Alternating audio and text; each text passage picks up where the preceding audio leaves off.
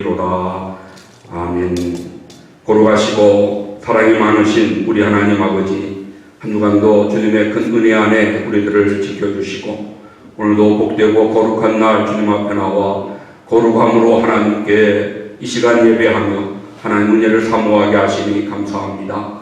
먼저 한 주간 우리의 죄와 허물들을 용서하셔서 흠없는 제물로 하나님 앞에 신령과 진정으로 드리는 산제사 되게 하시고, 그래야 우리 하나님 영광 받으시고 임하셔서 찬양하며 예배하는 모든 성도들의 심령 속에 하나님 예배하신 말씀으로 능력으로 안식함으로 세임과 은혜를 베풀어 주시옵소서. 주님께 더 가까이 나아가 우리가 함께 복을 받는 시간 되게 하시고 하나님 이 예배가 온전히 하나님께만 영광이 되게 하여 주시옵소서. 모든 예배의 순서 우리 주님께 의지하며 예수 그리스도의 이름으로 기원하옵나이다. 아멘.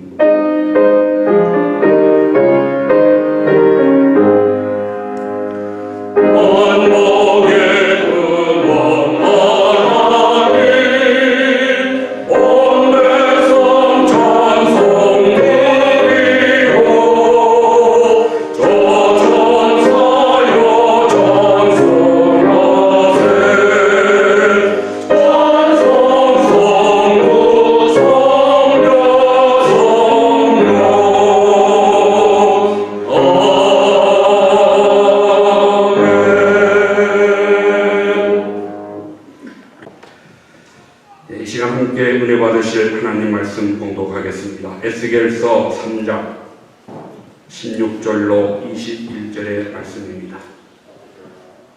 구약성경 1154페이지 에스겔 3장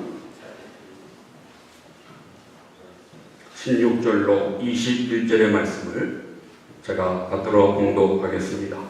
7일 후에 여호와의 말씀이 내게 임하여 이르시되, 인자야, 내가 너를 이스라엘 족속의 파수꾼으로 세웠으니 너는 내 입의 말을 듣고 나를 대신하여 그들을 깨우치라.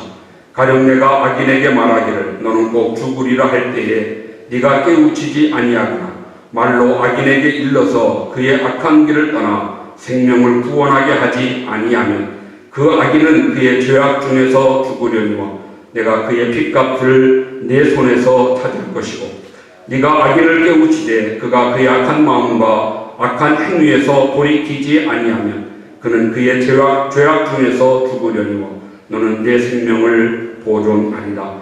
또 의인이 그의 공의에서 돌이켜 악을 행할 때에는 이미 행한 그의 공의는 기억할 바 아니라 내가 그 앞에 거치는 것을 두면 그가 죽을지니 이는 내가 그를 깨우치지 않음이니라.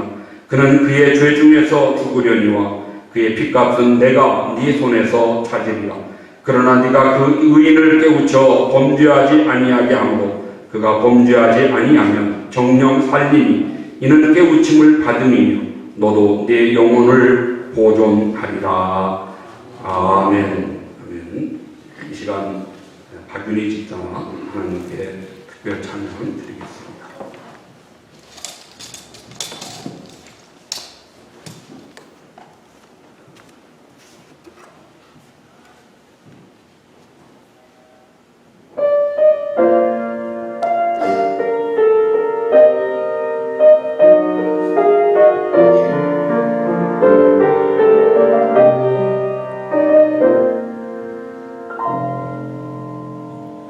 마음이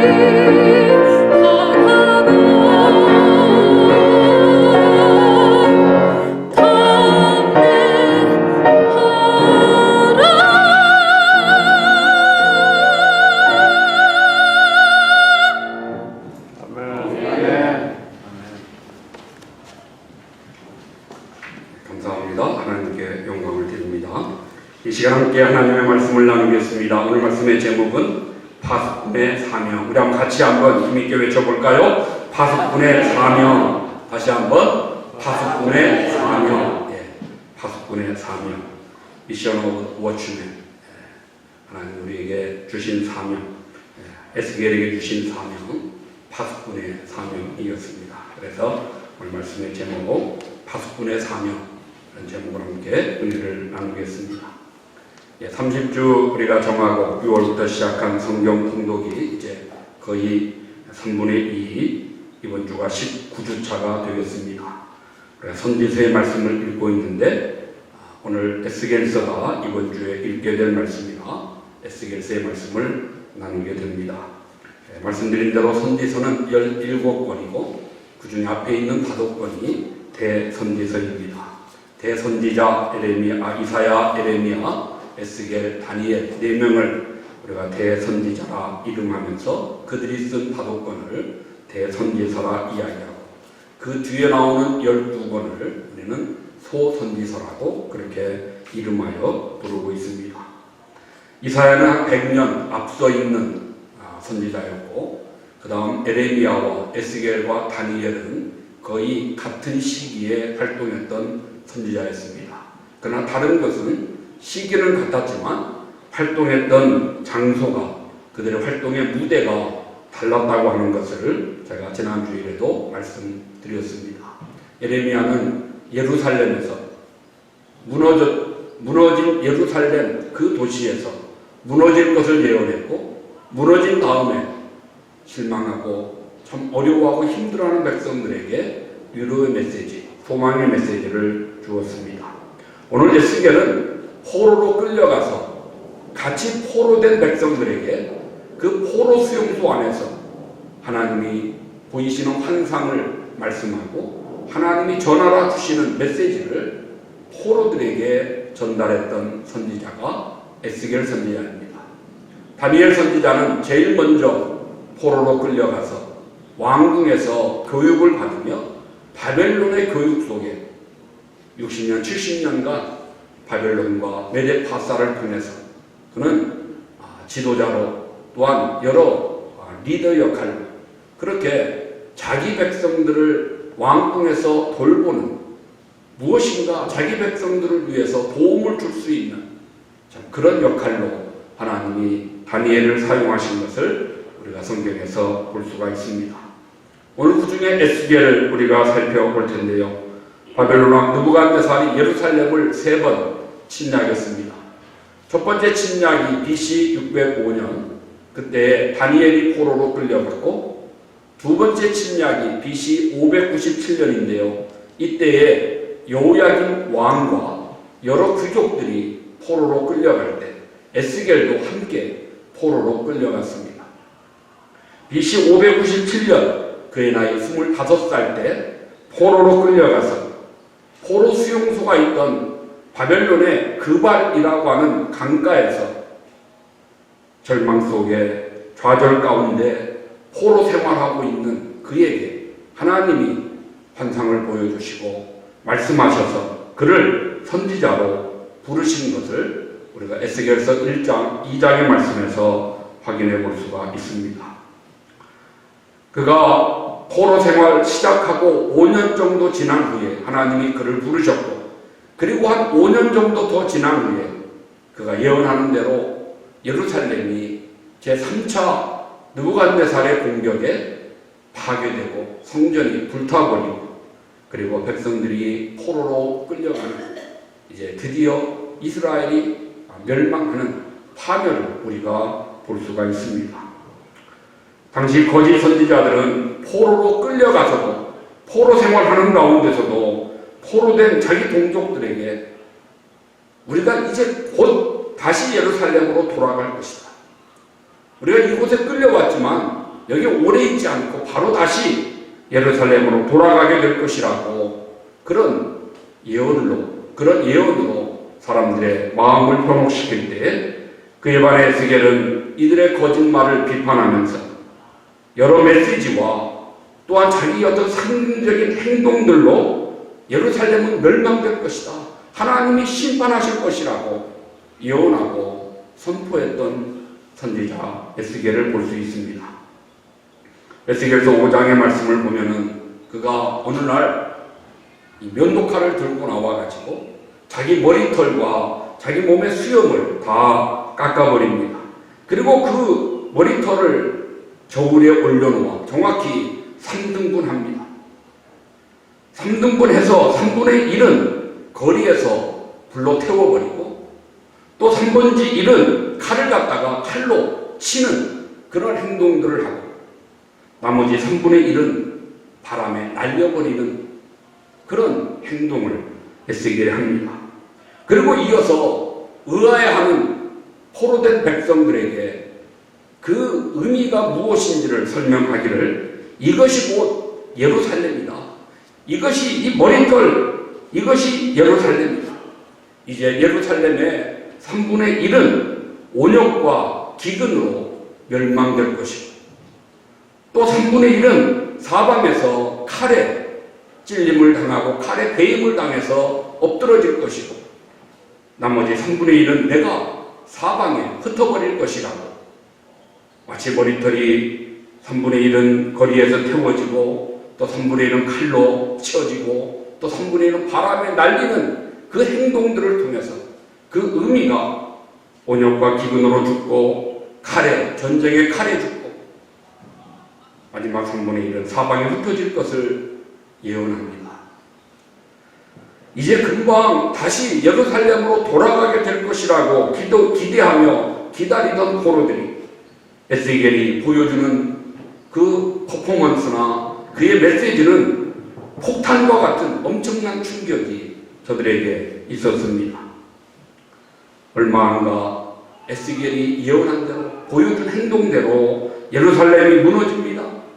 이스라엘 왕이었던 시드기야와 여러 신복들이 포로로 자기들이 있는 포로 수용소에 끌려옵니다.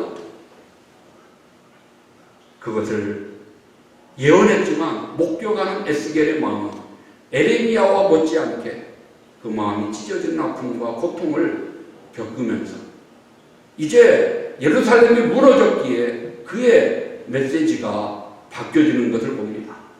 그래서 모든 선지서들이 거의 전반부, 후반부가 나뉘어지는데요. 그 기준이 예루살렘의 멸망 전과 멸망 후로 이렇게 나뉘어지는데 에스겔도 마찬가지죠. 에스겔서도 전반부에는 예루살렘의 함락 전에는 하나님의 심판이 임할 것을 예고하는 메시지가 주종을 이룬다면 이런 심판의 메시지가 예루살렘 함락 전에는 에스겔의 메시지의 전부였다면 이제 그 후에는 함락 후에는 희망의 메시지 하나님이 다시 살리실 것이다. 하나님 우리를 다시 번성시키실 것이다. 희망을 가지라고 소망의 메시지를 포로들에게 전해주는 것을 우리가 볼 수가 있습니다. 그 중에 오늘 3장의 본문 말씀 에스겔을 부르시는 하나님이 그에게 주시는 명령 곧 그가 하나님의 선지자로서 무엇을 감당해야 되나 그의 사명을 기록해 주고 있습니다. 에스겔을 부르신 하나님은 분명하게 그에게 말씀하시기를 인자야 내가 너를 이스라엘 족속의 파수꾼으로 세웠노라. 파수꾼으로 세웠다고 분명하게 이 파수꾼의 사명을 주십니다. 이 3장에서도 파수꾼이 나오고요.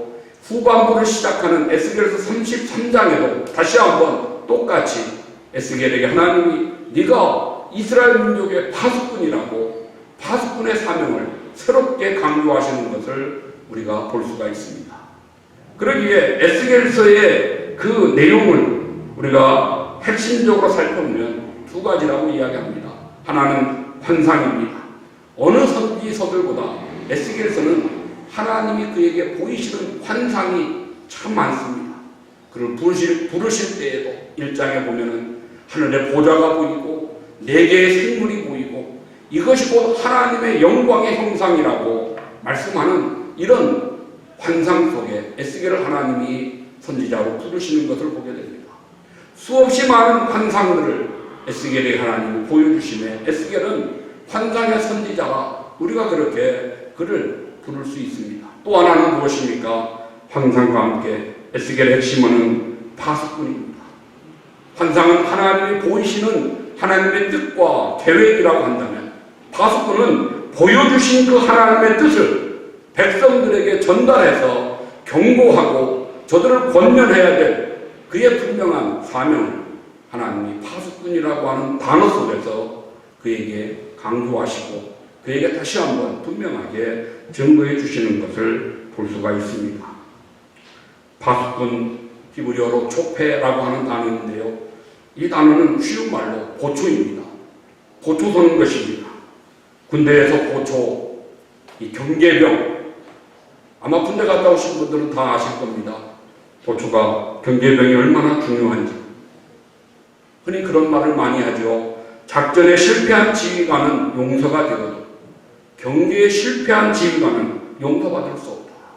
작전은 때로 실패할 수 있습니다.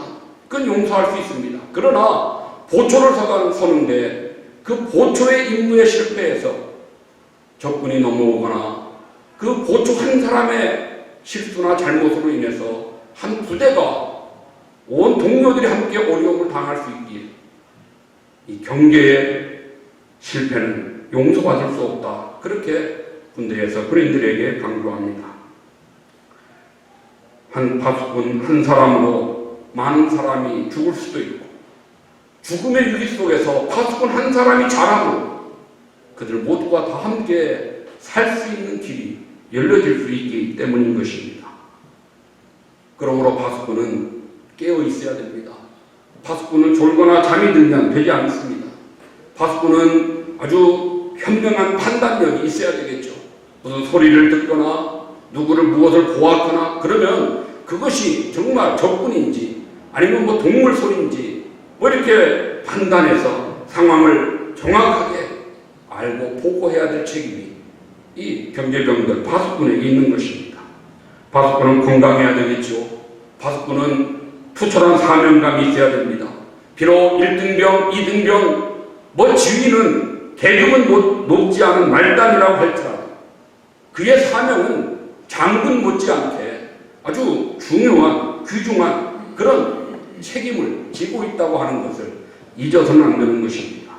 나 한 사람이 우리 부대를 살릴 수도 있고 내가 잘못해서 우리 모든 부대원들을 죽일 수도 있다고 하는 이런 사명감이 확실해야 파수꾼으로서의 자격이 있고 파수꾼의 역할을 잘 감당하는 그런 군인이 될 수가 있을 것입니다. 오늘 본문에서 하나님은 에스겔을 부르시며 너는 나를 대신하여 이스라엘 백성들을 깨우치는 파수꾼이다. 내가 너를 파수꾼으로 세운다고 말씀합니다. 나를 대신하여, 나를 대신했다. 하나님의 도구로, 이제 하나님의 나팔로 에스겔을 사용하시겠다고 하나님이 말씀하시는 것입니다. 이것은 곧 오늘 우리들이 살고 있는 이 시대에 우리 모두가 하나님을 대신하여 하나님의 말씀과 하나님의 뜻을 이 우리가 함께 살고 있는 사람들에게 전달해야 되는 책임이 우리에게 있는 것처럼, 그렇다면 오늘 이 파수꾼이라고 하는 말은 곧 오늘 우리들 용어로 바꿀 때 전도자라고 그렇게 부를 수 있는 것입니다. 파수꾼은 곧 우리들에게 있어서는 전도자입니다. 하나님을 대신하여 하나님의 뜻과 말씀을 전달하는 하나님의 대사로서의 전도자의 사명을 감당하는 것, 이것이 에스겔에게 주어졌던 파수꾼의 사명이요 오늘 우리들에게 주신 하나님의 명령이라고 하는 것을 우리가 잊어서는 안 될 것입니다. 그러기에 우리들이 전도자로서 어떻게 살아야 되나, 내가 영적인 파수꾼 또 복음의 파수꾼으로 무엇을 해야 내가 하나님께 칭찬받는 사명을 바르게 잘 감당하는 그런 전도자의 삶을 살 수 있겠는가. 오늘 주신 말씀 속에서 몇 가지 같이 생각하겠습니다. 첫 번째로 파수꾼은 말씀으로 무장해야 된다. 전도자는 말씀으로 무장해야 되는 것입니다. 그러기 위해서 먼저 말씀을 들어야 되고 오늘 표현으로 하자면 말씀을 먹어야 됩니다. 말씀을 듣고 먹는 자, 오늘 17절에 너는 내 입의 말을 듣고 나를 대신하여 그들을 깨우치라. 내가 너를 파수꾼으로 세웠다. 그래서 너는 내 입의 말을 듣고 먼저 듣고 그리고 나를 대신해서 그들에게 전해서 그들을 깨우치라고 하나님이 명령하십니다. 파수꾼은 다른 사람들이 듣지 못하는 음성을 먼저 들어야 됩니다. 다른 사람들이 보지 못하는 것을 먼저 보는 자가 파수꾼으로서의 자격이 있는 것입니다. 듣고 본 것을 아직 듣지 못하고 아직 깨닫지 못하는 자들에게 외쳐야 되겠죠. 그들의 어리석음을 깨우쳐줘야 됩니다. 이것을 에스겔서 33장에서 다시 한번 파수꾼의 사명을 말씀할 때에는 나팔을 불어라. 파수꾼으로 나팔을 부르라는 것입니다. 적군을 발견하거나 위험한 일이 생겼을 때 경고의 메시지로 나팔을 불어야 된다라고 그렇게 명하는 것을 볼 수 있습니다. 분명한 것, 믿음은 반드시 들음에서 납니다. 믿음은 들음에서 납니다. 들음은 그리스도의 말씀으로 말미암는다. 무슨 말입니까? 우리의 믿음이 하나님의 말씀을 들어야 된다는 것입니다. 세상에서 어느 누가 자기 스스로 구원을 얻을 자가 어디 있습니까? 물에 빠져 허우적거리는 사람이 스스로 자기 자신의 머리카락을 잡아 올려서 자기를 살릴 수 있습니까? 물에 빠져 헛어지면서 스스로 자기 머리 끌어당겨 구출할 자가 그렇게 어디 있겠습니까? 절대로 그런 일은 있을 수 없습니다. 누군가 밖에서 그를 끌어내줘야 되는 거죠. 누군가 밖에서 그에게 생명줄을 던져줘야 됩니다. 그래야 그가 그 생명줄을 붙들고 살아날 수 있는 거죠. 누군가 밖에서 도움을 주지 않으면 물속에 빠져 허덕이는 사람은 살 수가 없다는 것입니다. 예수님이 씨 뿌리는 비유를 말씀하셨는데요. 그 비유 속에서 옥토에 뿌려진 씨앗은 30배, 60배, 100배로 결실한다. 얼마나 좋습니까? 100배로 열매를 얻는 것입니다. 그런데 아무리 좋은 옥토, 아무리 좋은 밭이라고 하더라도 땅이 혼자서 열매를 맺는 법은 없습니다. 아무리 참 비옥한 땅이라고 혼자 거기에 열매가 100배씩, 100배는커녕 하나도, 열매 하나도 그 땅에서 찾을 수 없습니다. 어떻게 해야 그 땅에 열매가 있습니까? 씨앗이 뿌려져야. 씨앗이 뿌려져야 그래야 싹이 나고 꽃이 피고 열매를 맺지 않겠습니까?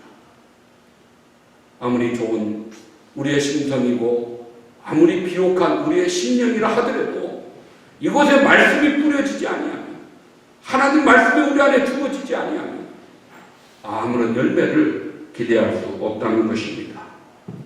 오늘 우리에게 살고 있는 우리 주변에 하나님의 이 말씀의 씨앗을 좀 받지 못해서 진리를 듣지 못해서 어리석고 고집스러운 그런 사람들이 얼마나 많은지 모릅니다. 듣지 못해 씨앗이 저들 안에 심어지지 뿌려지지 않아서 아직도 알지 못하고 깨우치지 못하는 자들에게 씨앗을 뿌리는 그 일이 말씀을 전해주는 그 일이 파수꾼의 사명이요 전도자의 사명, 그것이 오늘날 우리의 표현대로 전도요 선교라고 말할 수 있습니다. 사랑하는 성도 여러분, 우리가 전도하고 선교하기 위해서 즉 남들에게 전해주고 가르치기 위해서는 반드시 내가 먼저 알아야 됩니다. 그래서 내가 먼저 배워야 됩니다. 내가 먼저 배워서 알아야 그래야 남들에게 전해주고 가르쳐줄 수 있죠. 오늘 말씀에 3장 1절을 시작하면서 인자야 너는 발견한 것을 먹으라. 너는 이 두루마리를 먹고 가서 이스라엘 족속에게 전하라고 에스겔의 하나님이 명령하십니다. 에스겔아 너는 이것을 먹으라. 이것을 먼저 먹고 가서 저들에게 전해주라는 것입니다. 이 순서가 중요하죠. 먼저 먹어야 되고 다음에 가야 되고 그리고 그 다음에 입을 열어 선포하고 전달해야 되는 것입니다. 에스겔은 하나님 말씀대로 두루마리를 입을 벌려 먹었습니다. 자기가 스스로 먹었다기보다는 하나님은 에스겔이 입을 벌렸을 때 그 두루마리를 그에게 먹여주었다. 이렇게 수동태로 표현하고 있죠. 하나님이 먹여주셨다는 것입니다. 그렇습니다. 말씀은 받는 편에서 우리가 선택하는 것이 아니고 하나님이 주권적으로 우리에게 주시는 것입니다. 어린아이들이 뭘 먹을 때 네가 알아서 먹어라 그러면 어떻게 먹겠습니까? 자기 입에 맞는 것만, 자기 입에 먹기 좋은 것만 골라서 먹을 것입니다. 쓴 거, 먹기에 딱딱한 거 이런 거 먹겠어요? 절대 안 먹습니다. 모르고 한번 집어 먹었다가도 뱉어버리고 다시는 거기에 숟가락 하지 않습니다. 그럼 어머니가 먹여주면 어떻습니까? 몸에 좋은 것은 때로 딱딱하고 때로 쓰더라도 먹어야 된다. 먹으라고 강요해서라도 그 입에 떠먹여서라도 때로 필요하면 약을 먹여서라도 그를 건강하게 하는 것이 어머니 아니겠습니까? 말씀은 생명의 양식이기 때문에 우리가 골라서 내 입에 맞는 것을 먹는 것이 아니라 하나님이 주권적으로 우리에게 필요한 것을 주시는 것인 줄로 믿습니다.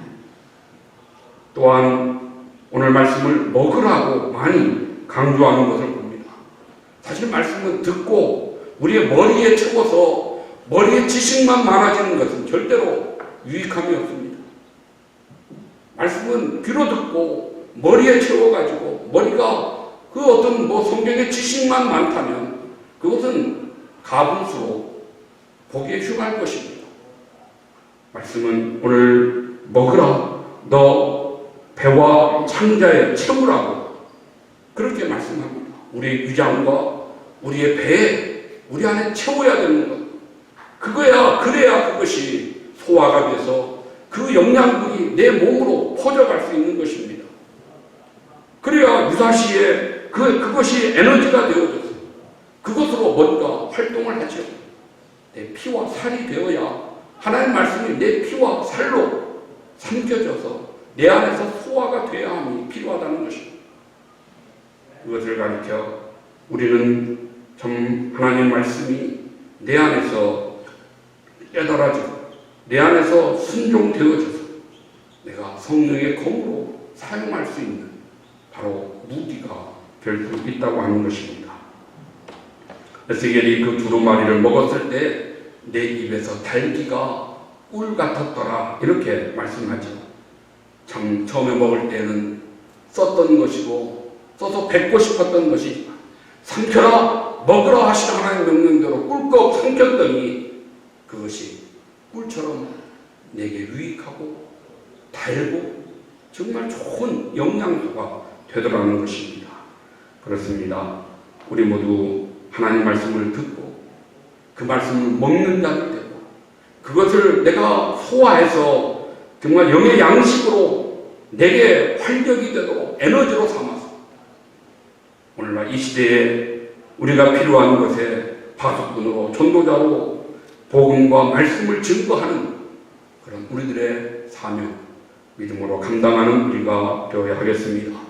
두 번째로 또 하나 오늘 말씀에서 우리에게 전해주는 것, 말씀을 파수꾼으로서 전할 때 열심히 전하라는 것입니다.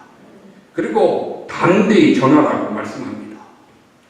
33장에서는 나팔을 아주 크게 그냥 담대하게 나팔을 불라고 그렇게 명령하는 것을 볼 수가 있습니다.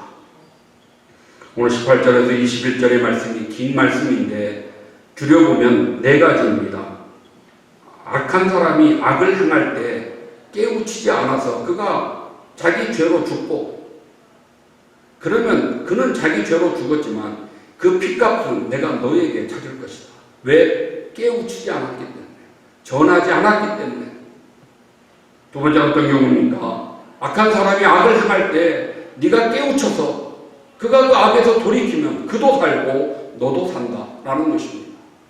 세 번째는 무엇입니까? 의인이 어떤 때는 악을 행할 수 있습니다. 의인이 악을 행할 때 그때 그냥 보고만 있고 깨우치지 않으면 그 의인일지라도 그는 자기 죄로 죽을 것이고 내가 그의 핏값을 너에게 물을 것이다. 왜요? 깨우치지 않았기 때문에. 네 번째는 의인이 악을 행할 때 네가 잘못한다, 네가 악을 행했다 깨우쳐 그가 범죄하지 않게 되면 그도 살고 너도 살 것이다. 이 네 가지를 지금 18절에서 21절까지 말씀하는 것입니다. 어쨌든 파수꾼이 깨우치지 않으면 하나님은 파수꾼에게도 그 책임을 물으시겠다고 말씀하는 거죠. 핏값을 내 손에서 찾으리라. 이것은 한마디로 말하면 공생공존입니다. 함께 살고 함께 존재하는 거예요. 함께 죽는 것이고 함께 멸망하는 것입니다. 우리들이 이 사회를 향해서, 이 세상을 향해서 우리 주변의 사람들과 함께 이 공생공존의 하나님의 뜻을 알아야 됩니다. 악을 그냥 눈 감으면 나도 함께 되짓는 것이 된다는 거예요. 그가 악인이든 의인이든 악을 봤을 때 하나님의 뜻을 그에게 알려줘야 됩니다. 그랬음에도 그가 그 악을 계속 행해서 죽으면 그건 지 죄값으로 죽는 것이니 나하고는 무관한 것이고, 그가 돌이키면 나는 사는 것이고, 그가 돌이키지 않아 죽으면 그는 죄값으로 죽지만 나는 내 할 일 다 했기에 하나님이 내게는 책임을 묻지 않으신다는 것입니다. 전하는 자가 없어 복음을 듣지 못하여 믿을 수가 없어 구원받지 못하면 그 구원받지 못한 책임을 먼저 복음을 받은 우리들에게 하나님이 물으시겠다, 이렇게 말씀하는 것입니다. 그러기 우리는 어떻게 해야 되겠습니까? 내가 받은 복음, 내가 가진 믿음, 이것을 열심히 전해야 됩니다. 열심히 전달해야 됩니다. 그래야 하나님이 핏값을 내 몸에서 찾으리라, 이 말씀에서 우리는 예외가 될 수 있습니다. 말씀드린 대로 혼자서는 구원받을 수 없습니다. 천당에는 아예 혼자 갈 생각 하지 말라, 이런 농담 섞인 말이 있는데요, 그 농담이 아니라 진담입니다. 천당 혼자 가려고 해서는 안 됩니다. 지옥 가는 자들에게 천당이 있음을 알려줘야 된다는 것입니다. 예수를 믿어야 천당 갈 수 있다고 외쳐야 된다는 것입니다. 이것을 오늘 에스겔에게 하나님이 이와 같은 말로 네가 해서 파수꾼으로 살라고 명령하시는 것입니다. 또 하나는 무엇입니까?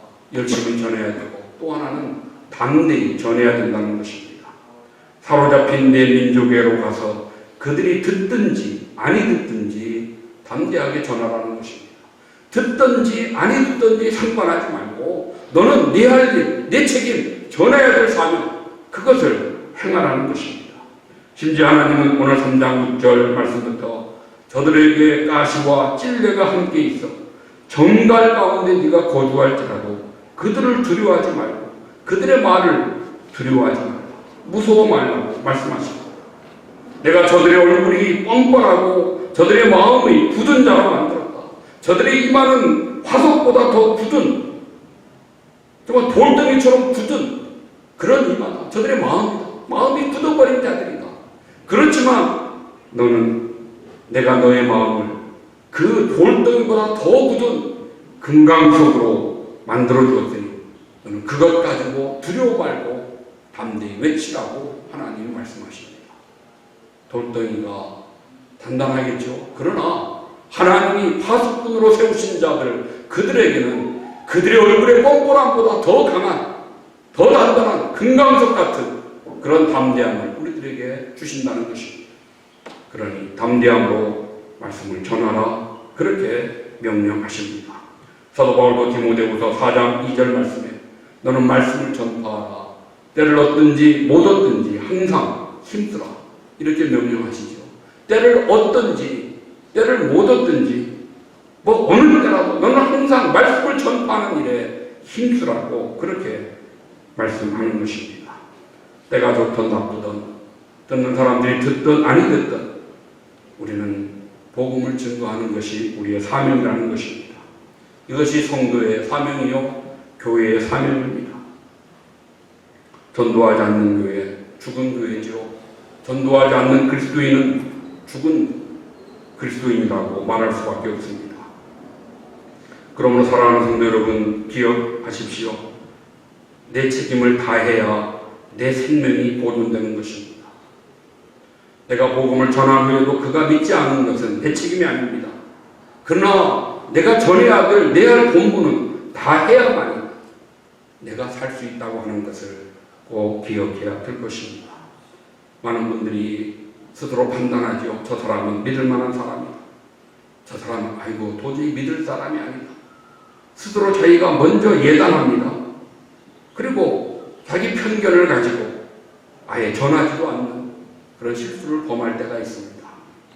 하나님은 그렇게 하지 말라고 우리에게 말씀하십니다. 우리 가정에 믿지 않는 남편, 믿지 않는 자녀들 있지요.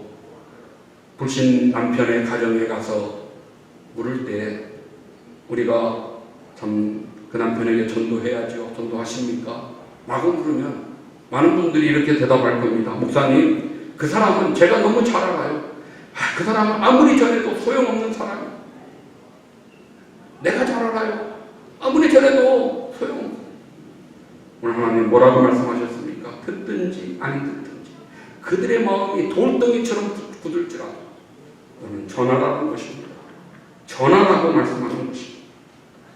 미리 포기하여 전할 생각조차 안 하는 것, 그것은 우리의 죄요, 우리의 잘못인 것을 알아야 됩니다. 설사방탕한 아들이라고 우리가 포기하면 되겠습니까? 그럴 수 없지요. 계속해서 정말 그 아들에게, 그들에게, 자녀들에게 전해야 됩니다. 저는 엘리의 말씀을 사무엘상 3장 13절에 하나님이 엘리에게 이렇게 말씀하십니다. 내가 그 집을 영영토로 심판하겠다고 그에게 이른 것은 그의 아는 죄악을 인하니 이는 그가 자기 아들들이 저주를 자청하되 금하지 아니하였습니다. 아들들이 저주를 자청했어요. 무슨 말이에요? 자기들의 죄를 알고 죄를 지으면서 벌 받으면 좋다 이러면서 악한 일들을 그 엘리의 아들들 홈리와 비누아스가 했다는 것입니다. 그런데 더 무서운 것은 아버지인 엘리가 알았습니다. 그래도 금하지 않았다는 것입니다. 결과가 어떻습니까? 엘리와 그의 아들들 한날에 다 하나님께 죽임을 당합니다. 그의 가문이 멸망하는 것을 볼 수가 있습니다. 왜요? 보고도 알고도 금하지 않았기에, 알고도 그 아들들을 타이르지 않았기에 결국 완전히 멸망된 것입니다. 혹시 우리 중에 내 믿음이 이렇게 약해지는가, 스스로 약해진다고 생각되신다면 살펴보십시오.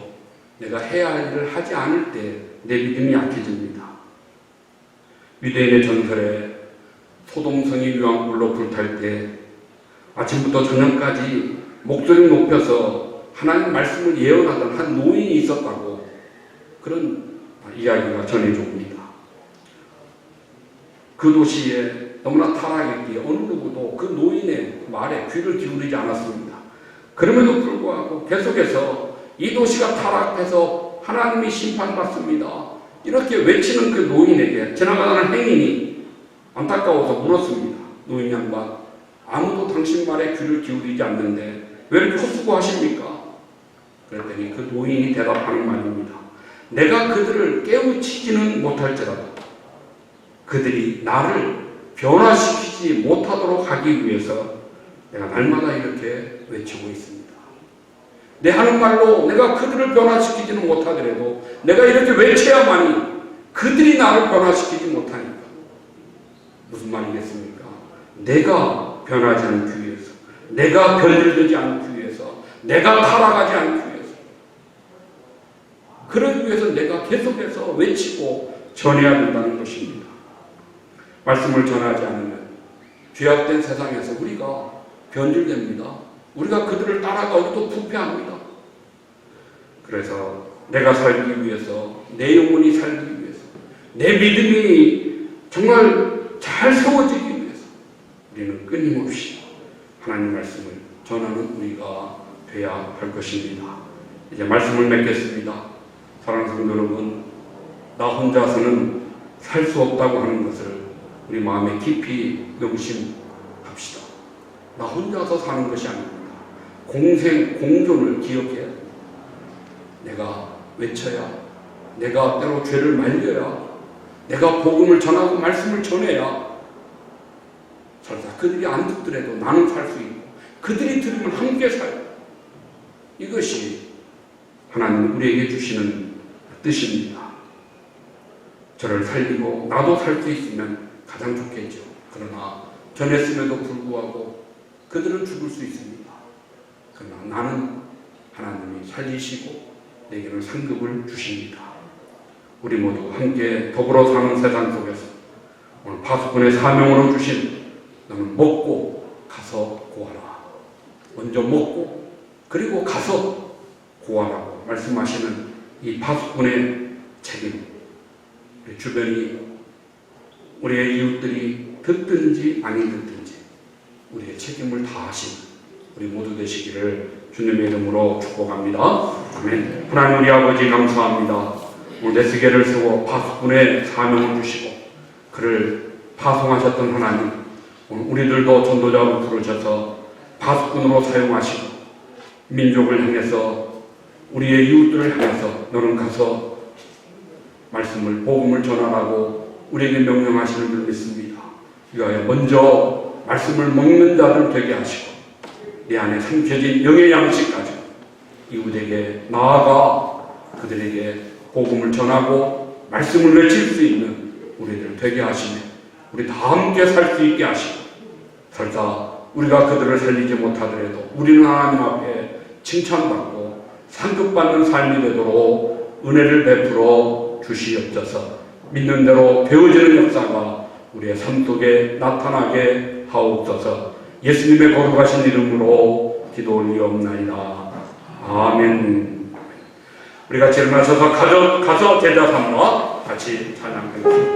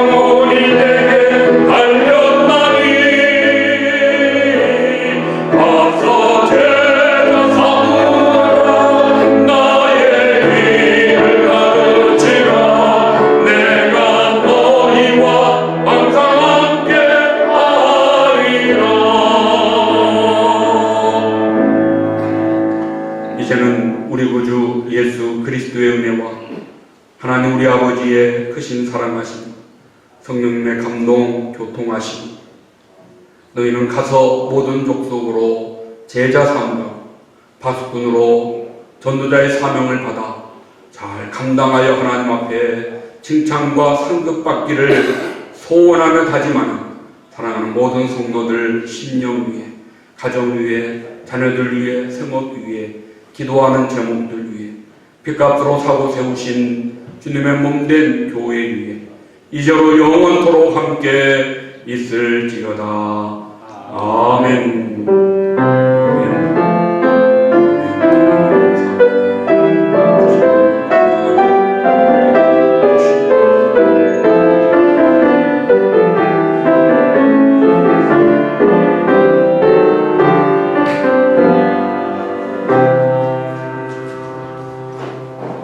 할렐루야, 감사합니다. 예배를 잘 마쳤습니다.